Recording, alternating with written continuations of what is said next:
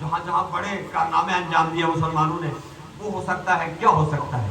قرآن کے روح سے، تاریخ ہمیں بتاتی ہے، سنت کے روح سے یہ ہے فتح مبین وہ ہونا چاہیے جہاں پر نہ لشکر ساد ہو نہ اسلحہ ساد ہو۔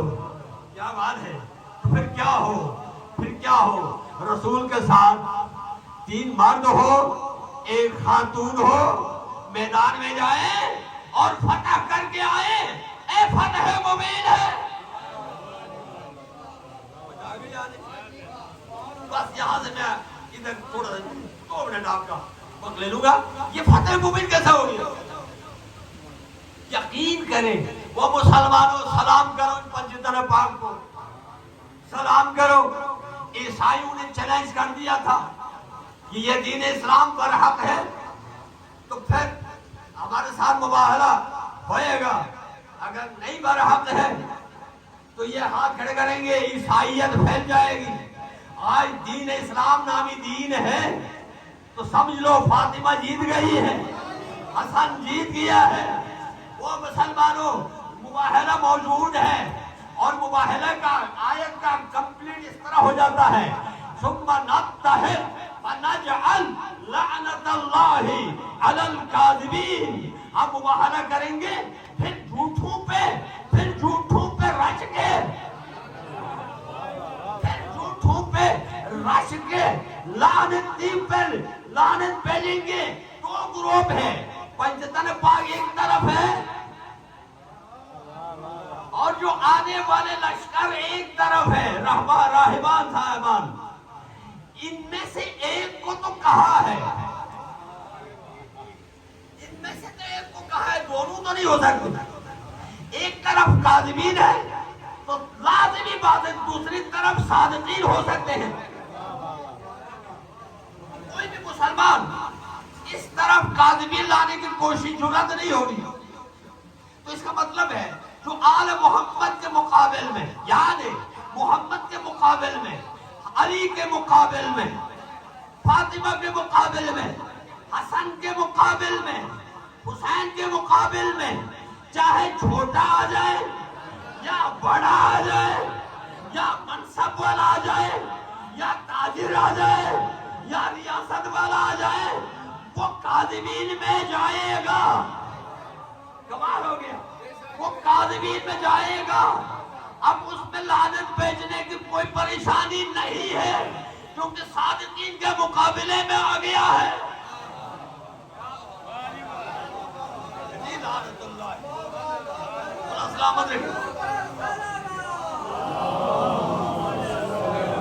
دیکھنا یہ ہے حسن کے مقابلے میں کون آیا ہے، دیکھنا یہ ہے، بس دیکھنے کی تھوڑی سی محنت ہے، تحقیق کرنے کی تھوڑی سی محنت ہے، لعنت پڑھنے میں اتنا دیر نہیں ہے، تھوڑی سی محنت کرنے کی ضرورت ہے۔ دیکھنا یہ ہے کہ جو مباہلے میں جانے والا علی کے مقابل میں کون آیا، یہ مباہلے میں جانے والی فاطمہ کے مقابل میں، حسن کے مقابل میں، حسین کے مقابل میں جو بھی آیا وہ کاذبین ہے، قرآن کی طرف سے رجسٹر کاذبین ہے۔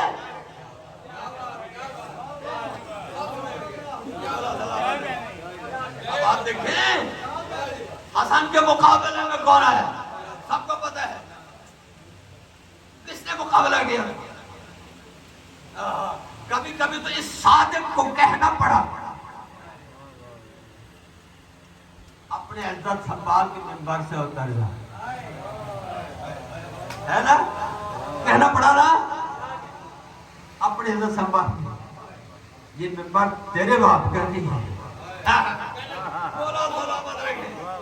یہ تیرے باپ کا منبر نہیں ہے، منبر کے اہل میرا باپ ہے۔ کیا بات ہے، تو منبر میں چڑھ گیا کی دینے گیا وہاں جا ادھر میں، عزت اسی میں ہے۔ کیا بات ہے، یہ ہے کاذبین کی نشانیاں جو بے اہل نے اپنی ایک تعریف کرنے لگا ہوں کاذبین کی، یہ تو قرآن کے لحاظ سے جھوٹے کو کاذب۔ اب میں اپنے آپ ثانی آپ کے نسبت میں آپ کی محبت ہے تو بتانے لگا ہوں یہ کاذبین کون ہوتا ہے، جھوٹے کسے کرتے ہیں یا جھوٹ کسے کرتے ہیں، جھوٹ کسے کرتے ہیں، ایک چیز اہل نہیں ہے، جگہ میں اہل بن کے بیٹھنے کو کاتب کہتے ہیں. کیا بات ہے مولانا. دیکھیں جوتی کا مقام ہے پاؤں. جوتی پاؤں کے لیے اہل. اچھا ایک سوال اسی کے اندر ایک اور آپ کے خدمت میں. ایک جوتی یہ آپ کے نعلین مبارک مسلمانوں کے یہ ہم کیوں پہنتے؟ شوق سے پہنتے. لیکن ایک سوال ہے یہ ہم یہ پاؤں میں جو جرابیں ہیں اس کے بعد یہ جو جوتی ہم پہنتے ہیں کیوں پہنتے ہیں؟ کس لیے پہنتے؟ شوق سے پہنتے ہیں. تو پھر کس لیے پہنتے ہیں؟ یار میرا آگے ایک نتیجہ دینا ہے جو آپ کے جواب آپ سے جواب کرتے ہیں. یہ جو جوتی ہم پہنتے ہیں یا کپڑے پہنتے ہیں اس کا نتیجہ آپ کو پتہ ہے. یہ جوتی کس لیے پہنتے ہیں ہم سارے انسان؟ اس لیے نہیں گندم وہ بھی ہے یعنی پاؤں کی حفاظت کے لیے.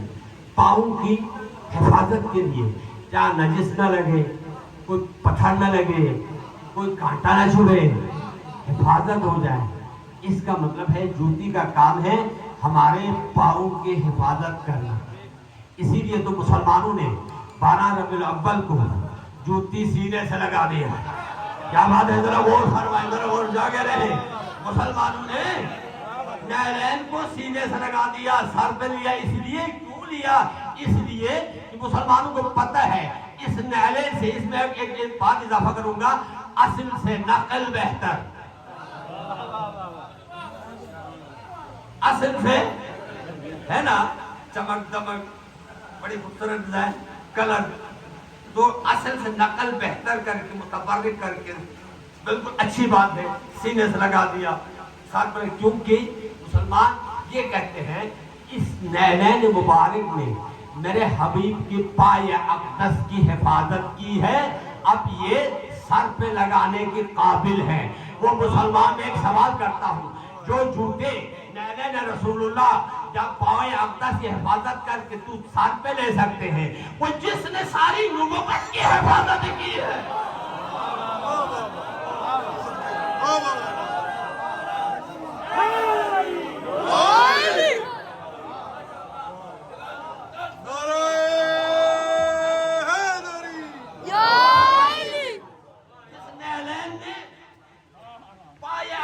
کی حفاظت کی, آج وہ نعلین اس قابل ہے کہ ہم اپنے سینے سے لگا دیں, سر پہ امامے میں باندھے, کیونکہ میرے نبی کے پائے اقدس کی حفاظت کی. مسلمان پھر بھی نہیں سمجھ آئیں آپ کو؟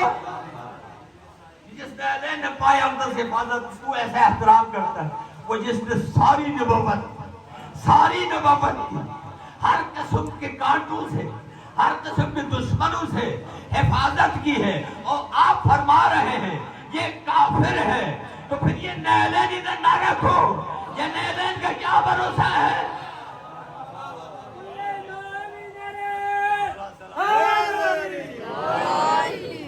ایک بات. دوسری بات, اس نعلین کا اور ایک کمال ہے, اس نعلین کا اور ایک کمال ہے, واقعی سر پر رکھنے کا قابل ہے. نبی پاک نعلین کی شبیہ اصل نعلین تو نہیں ہے نا. ذرا غور کریں کیا کہا میں نے. یہ نعلین جو ہم سر میں باندھتے ہیں یا سینے میں لگاتے ہیں یہ وہ اصل ہے, اس اصل کی شبیہ ہے نا. تو آپ نے شبیہ کو تو سینے سے لگا رہے ہو اور ہمارے شبیہ پہ اعتراض کر رہے ہیں. پھر اس نعلین کا کمال یہ ہے کہ یہ نعلین اس مقام تک ساتھ لے کے گیا رسول نے.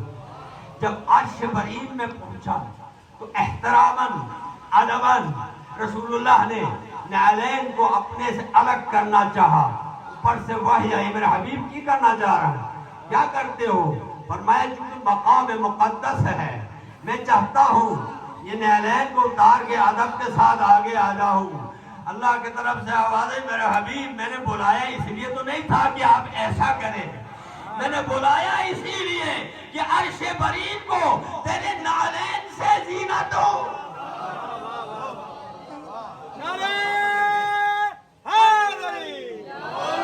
یہ نعلین قابل احترام ہو گیا, شبیہ بن کے مسلمان شبیہ اپنے سر پہ ہے, شبی آپ کے سینے کے ساتھ ہے، غور کریں.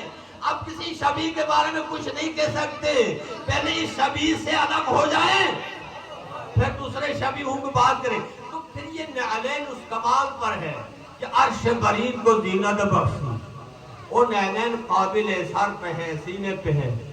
تو اس ذات کے بارے میں آپ کا کیا خیال ہے جس کی تربیت نے رسول اللہ کو معراج کا حقدار بنا دیا؟ کیا بات ہے، رسول اللہ کو معراج کا حقدار بنا دیا ہے، اہل بنا دیا ہے، اور اس نے اپنے آخری لقمہ تک کھلا کے اس مقام تک پہنچے. اس کے بارے میں آپ سرکار کا اصل ایک بات ہے عزیزان، میں نے مسلمانوں کی مجبوری دیکھی ہے، وہ اتنے پاگل بھی نہیں ہیں، یقین کریں یہ سمجھدار لوگ. آپ یہ نہیں سمجھے بھائی، قصور میں ہم بھی رہتے ہیں، وہ بھی سمجھدار ہے، آپ سمجھدار ہیں، وہ بھی سمجھدار ہیں، سب جانتے ہیں، سب جانتے ہیں. میں نے ٹٹولا یہ ایسے کیوں کرتے ہیں، یہ اس بزرگ کی طرف کیوں حملے کرتے ہیں؟ ایک مجبوری ملی ادھر سے، کیونکہ جس نے تربیت کی، حفاظت کی، وہ علی کا باپ ہے. اگر یہ نہ ہوتا نا تو پہلے نمبر کا مسلمان ہونا، کیونکہ ابو طالب کی خوش قسمتی یہ ہے جو علی کا باپ ہے، اور ادھر اس بزرگ کی بدقسمتی یہ ہے. کیا بات ہے، سمجھ گئے آپ یا نہیں؟ اپنی اپنی قسمت ہے، اپنی اپنی مقدر ہے. علی کی ابو طالب کی خوش قسمتی یہ ہے وہ علی کا باپ ہے. یہی تو ہر میدان میں علی نے صرف یہ نہیں کہا میں علی ہوں، میں حیدر ہوں، کہا فخر سے میں علی ابن ابی طالب ہوں. کیا بات ہے، اس قابل بنا کہ علی فخر کرتا ہے. کسی مخالف نے اس کے نہیں کہا اس ابو طالب کی بات کرتے ہو جو ہمارے بتوں کے ساتھ پوجا کرتے تھے. ایسا کئی تاریخ میں ہے تو ثابت کرے. کسی کو جرأت نہیں ہوئی کہ ابو طالب کے خلاف کوئی بات کرے، اور سب نے مان لیا واقعی ابو طالب کا بیٹا ہو تو ایسا ہو. سمجھ آ گئی ہے، بدقسمتی اس کی ہے جو اس کا باپ بنا،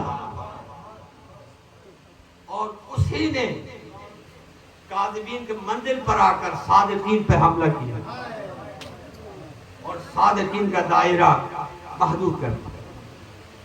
سمجھ رہا تھا جب تک اس چراغ کو گل نہ کرے میں کامیاب نہیں. اس نے خریدنا شروع، مکاری شروع، دھوکہ بازیاں شروع. جو مرضی کرے عزیزان گرامی، یہ یاد رکھیں، کوئی دھوکہ بازی کرتا ہے، کسی کے خلاف مکاری کرتا ہے تو یہ نہ سمجھے دوسرا بندہ آزاد، دوسرا بندہ بے وارث ہے. نہیں، خدا نے کہا ہے کوئی بھی دھوکہ کرتا ہے اللہ وارث ہے اس کا، اللہ اس کا نگہبان ہے. ٹھیک ہے، حسن کے خلاف مکاری ہوئی، حسن کے خلاف دھوکہ بازی کی، حسن کے لوگوں کو خریدا گیا اور ان کو لالچ دیا گیا، حتیٰ کہ گھر کے افراد کو بھی خریدا گیا، ان کے ازواج میں سے بھی خریدا گیا کہ اس طرح سے ایسا کریں، ہم آپ کو ایسا انعامات دیں گے سارے کچھ. جودہ بنت اشعث لعنت اللہ علیہ کا انتخاب ہوا اور زہر دینے کی. مولا روزے پہ ہیں اور شام کو افطاری کرنی ہے اور پانی حاضر ہے. اسی طریقے سے آپ بیوی کو کون روک سکتا ہے، گھر کے اندر ہے، ہر طرف پتہ ہے، پانی میں زہر ملا دیا. جیسے بھائی قادر نے بتایا زہر کے اثرات کیسا تھا، کس طرح کا تھا. وہ ڈالنے کئی دفعہ زہر دیا اور مولا حسن رسول اللہ کے روزے سے اپنے جسم کو مس کر کے شفا ملے، کیونکہ مقدر اسی میں تھا. اس زہر میں شہادت ہونی تھی اور امام حسن کا جسم رزنا شروع ہو گیا اور جگر پارا پارا ہونا شروع ہو گیا اور قے آنا شروع ہو گیا اور مولا کے سامنے برتن رکھا گیا تو دل ٹکڑا، جگر ٹکڑا ٹکڑا ہو کے زبان مبارک سے باہر آیا. امام حسین علیہ السلام نے دیکھ لیا کہ میرے بھائی کے ساتھ یہ ہوا ہے، اور امام حسین علیہ السلام نے وہ ضرور جس میں پانی تھا وہ اپنے زبان مبارک کے قریب لے گیا کہ میرے بھائی کے ساتھ ایسا میں بھی اس میں زندہ رہ کے کیا کروں. امام حسن نے دیکھ لیا کہ حسین بھی وہی پانی پینے لگا ہے.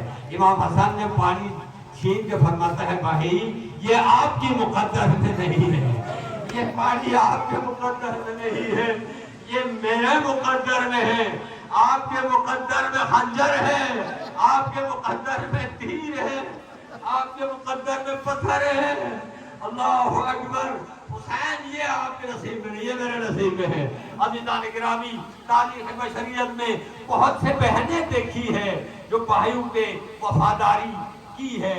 مثال کے طور پر حضرت موسیٰ دریا میں پھینکا گیا اور صندوق میں بند جا رہا ہے، اور موسیٰ کی بہن دریا کے کنارے کنارے جہاں جہاں موسیٰ جا رہا ہے، حضرت موسیٰ کی بہن، آخر بہن بھائیوں کا رشتہ بھی عجیب و غریب ہے۔ عزیزان گرامی، وہ جاتی ہے فرعون کے محل تک جاتی ہے، ان سے بتاتی ہیں یہ کسی کا دودھ نہیں پیے گا، ایک خاتون ہے اس کی دودھ پیے گا، اپنے ماں لے جاتی ہے اور دودھ پلاتے ہیں۔ یہ دیکھیں کتنی وفاداری ہے۔ تاریخ بشریت میں ایک بہن دیکھا، عجیب و غریب بہن دیکھا، ایک ایسی عجیب و غریب بہن دیکھا جس کے دو بھائیوں کا منظر عجیب و غریب ہے۔ ایک کو تیر میں دیکھا، ایک کے لاش میں تیر دیکھا، ایک کے لاش تیر میں دیکھا۔ اللہ اکبر۔ بڑی مشکلوں سے عزیزان گرامی کہیں فوتگی ہو جاتی ہے تو جنازہ گھر سے بڑی مشکل سے چلا جاتا ہے، بڑی مشکل سے چلا جاتا ہے، اور جنازہ چلا جاتا ہے۔ اور تاریخ بشریت میں کبھی ایسا نہیں سنا، نہ آپ سنیں گے کہ کیا ہوا جنازہ دوبارہ واپس گھر آ جائے۔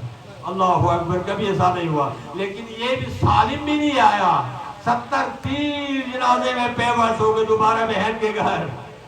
اللہ اکبر، ان بہنوں میں کیا بنا ہوگا؟ جنازہ گیا اور تیر سمیت گھر آیا، اور پھر دوبارہ عزیزان گرامی یہ وہ مظلوم بہن ہے جس نے دونوں بھائیوں کو عجیب و غریب منظر میں دیکھا۔ اللہ اکبر۔ اور امام حسن کا ایک بیٹا ہے، یادگاری طور پر شہزادہ قاسم، اور حضرت امام حسن نے وصیت کی تھی بیٹا یہ تعویذ لے لے اور سنبھال کے رکھنا، کبھی بھی جب بھی کوئی مصیبت آ جائے تو اس کو کھول کے دیکھ لینا، تیرا مسئلہ حل ہو جائے گا۔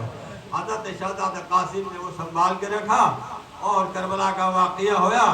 عزیزان گرامی، شہداء کا جانے کا ترتیب شروع ہو گیا، اور امام شہزادہ قاسم جب حسین کربلا کی خدمت میں اذن جہاد لینے گئے، امام حسین فرماتے میں اذن جہاد نہیں دے سکتا بیٹا، تو میرے بھائی کا یادگار ہے۔ عزیزان گرامی، شہزادہ قاسم سیٹ جا کے سوچ رہا ہے، رو رہا ہے، میرے بابا ہوتا مجھے اجازت دیتے۔ ایک دم سے یاد آ گیا، اوہ میرے بابا نے ایک امانت دی تھی میرے اس مشکل کو حل کرنے کے لیے۔ وہ کھول کے دیکھا تو اس میں لکھا ہوا تھا بیٹا کربلا کا میدان ہوئے گا، میرا بھائی غریب ہوئے گا، اس وقت تو نے اپنے جان کو قربان کر دینا۔ عزیزان گرامی، یہ امانت اس صحیفہ لے کے حسین کی خدمت میں گیا۔ حسین نے چیخ چیخ کر رونے لگا، شہزادے یہ اس مصیبت میں میرے بھائی کا یاد دلایا تو نے، اب تو جا سکتے ہیں۔ شہزادہ قاسم کا مسئلہ حل ہو جاتا ہے۔ عزیزان گرامی، یہ وہ منزل ہے کہ ہم برداشت نہیں کرتے ہیں، نہ کر پاتے ہیں۔ الا لعنۃ اللہ علی القوم الظالمین۔ ماتم یا حسین، تابوت امام حسن۔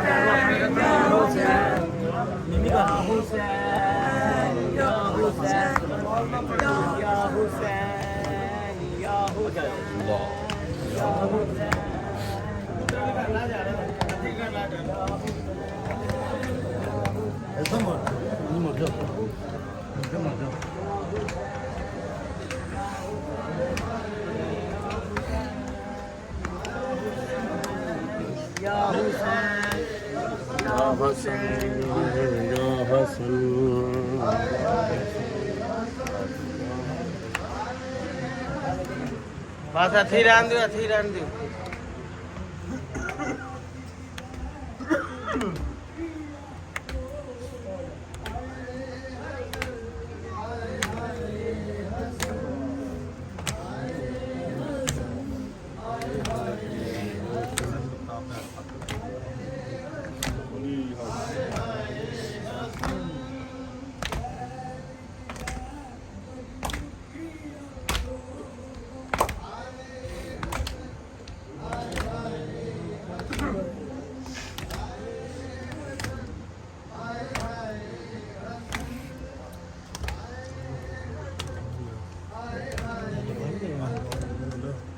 ਥੱਲੇ ਹੱਥਾਂ ਰੱਖ ਲਿਆਓ